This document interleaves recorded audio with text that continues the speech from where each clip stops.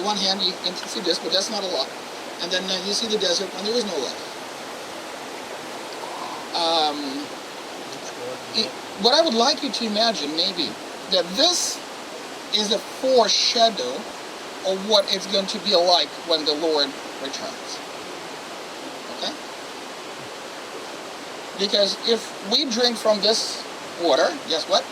We will be thirsty again. But when He comes, He will give us the water of the river of life. And that is Ma'im Chaim. And that's an interesting combination of words.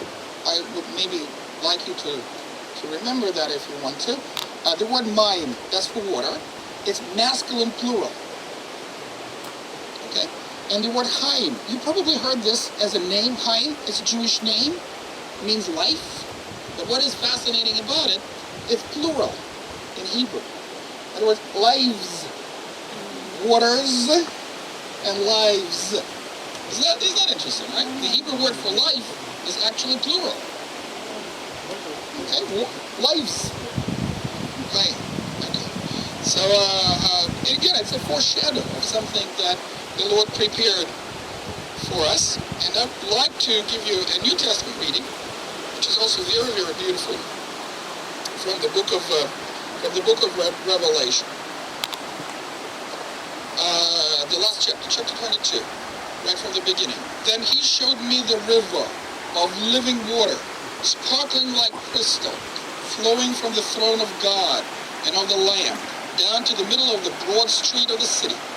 On both sides of the river was the tree of life. Is that interesting? Remember where the image of tree of life is coming from? Garden of Eden. The Garden of Eden. Remember there were two types of trees, tree of life and tree of knowledge. And we as human beings tried from the tree of knowledge instead of the tree of life, right? But now there will be tree of life there, and bearing 12 kinds of fruit, producing its fruit every month. Have you seen any tree that produces fruits every month? Have you seen a tree like that? No. Right? Again, it's like something supernatural, right? Something very, very, very special of the tree of life. There, the leaves of this tree are for healing of the nations. How about that? Right? Remember we were at Armageddon and we said that all the nations will come and fight against Israel. Okay? But when the Lord returns and establishes His kingdom, those fruits of the tree of life will be for the healing of the nations, and there will be no longer any curse. That's a wonderful promise for whatever nations we represent. The leaves of the tree. The throne of God and of the Lamb will be in the city, and His servants will serve Him, and they will see His face, and His name will be on their foreheads. Now, remember Moses, Mount Sinai? Remember he was so afraid to be there. Why? Because you can't see God face to face. And you know what? I was always wondering, why? Why can you not see God face to face?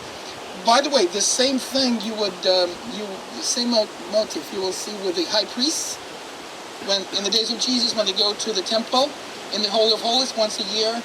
Remember?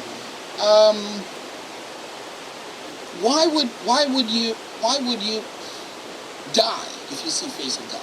What is anything wrong with God? Well, as a matter of fact, it's not. But I was kind of imagining that maybe God will give me, when I see Him, will give me a big mirror, and I will see myself, and I will be so terrified to see myself with all these things that are going on or were going on that I will be so much ashamed that I'll die from shame.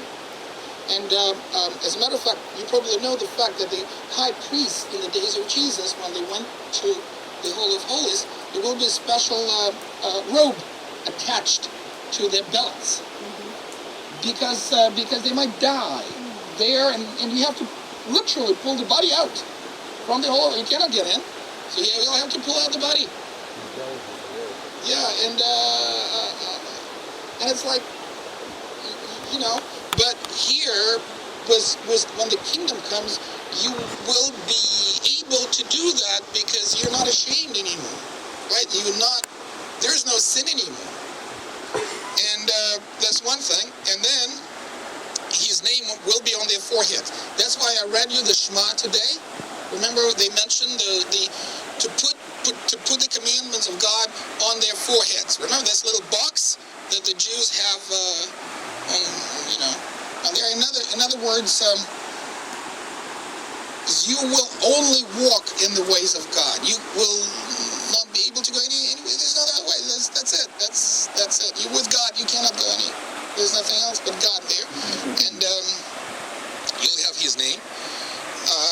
Night will not longer exist, and people will not need lamplight or sunlight because the Lord God will give them light, and they will reign forever and ever.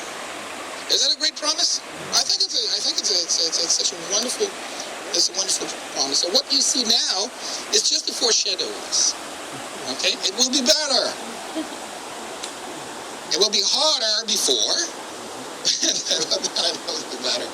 Yeah. So be encouraged. And we live in this period of economic crisis and losing jobs and all sorts of dire straits. And Israel experiences lots of security problems. And people often, they said, Mickey, if there are any problems, come to Canada. Well, I got emails, come to Australia, come to America, and all that, and find safe haven. Well, thank you. That's very kind. But the true heaven, right? The true kingdom will be when the Lord returns. And that's the true thing. As a matter of fact, it doesn't matter where you live, right? The matter is whether you want to be part of this kingdom, or you want to be part of the world, things like that. So nature here, this whole little nature walk that we did, I think helps us maybe to have a little bit of a glimpse into what the Lord is preparing for us. All right, so be encouraged. It's very encouraging. It's very beautiful and very encouraging. All right? Okay, so next will be the golden calf. Ready for the golden calf? Okay, we will be going up the way or that way.